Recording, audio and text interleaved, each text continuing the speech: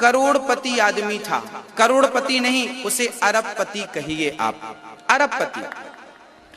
50 तो नौकर थे घर में, करोड़ों की गाड़ियां थी घर में, आली शान बंगला था, जो चाहे वो कर सकता था। उसके पास वो बहुत सुंदर भी था, शरीर भी सुंदर था।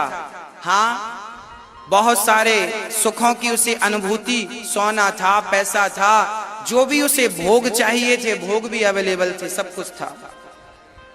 और देखिए उसका एक बेटा था।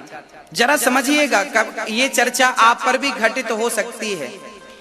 एक आदमी था, बहुत सुखी था, पत्नी बहुत सुंदर थी, बेटा बहुत सुंदर था, वो भी बहुत सुंदर था, घर बहुत बड़ा था, बड़ा नाम था, बड़ा पद था, मतलब जो जिसकी लोग कल्पना करते हैं वो सब उसके पास अवेलेबल था, सब कुछ था। खुद का विमान था, हेलीकॉप्टर, हवाई जहाज खुद का था, सब कुछ था।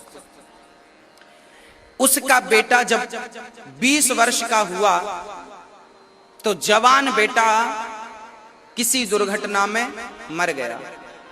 अब समझिएगा, पहले 20 साल तक बहुत सुख था और अब 20 साल बाद जब बेटा मरा तो अब उसका वो सुख अब उसके किसी काम का नहीं। वो बहुत दुखी हो गया, मेरा बेटा मर गया, बेटा मर गया, बेटा बेटा बेटा बेटा मर गया, बेटा। अब वो जितना सुखी था उससे कहीं ज्यादा वो दुखी हो गया।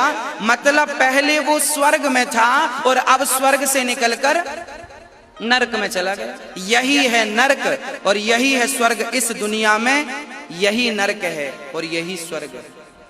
इसलिए मैं आपसे कहता हूं कि यदि आपके पास विवेक है, ज्ञान है, तो आप कभी भी नरक नहीं जाएंगे, अर्थात आप डिप्रेशन में नहीं जाएंगे, आप अधिक सोचेंगे नहीं, अधिक चिंतन नहीं होगा। हाँ, तो आप ये मानिए कि यही स्वर्ग और यही नरक है। श्री नारद जी कहते हैं कि आपने इन जीवों को मारा है, अब इसका फल आपको भोगना पड़ेगा और इसका फल है आपको दुख उठाना पड़ेगा, बहुत दुखी रहना पड़ेगा। कई लोगों को आपने देखा होगा, वो अपने जीवन में बहुत दुखी रहते हैं। क्यों रहते हैं दुखी? और कई लोगों को आपने देखा होगा घास की झोपड़ी में भी बड़े खुश रहते हैं। तो जो खुश रहते हैं वो स्वर्ग में रह रहे हैं और जो दुखी हैं वो यहीं पर नरक में रह रहे हैं। यही नरक है उनके लिए।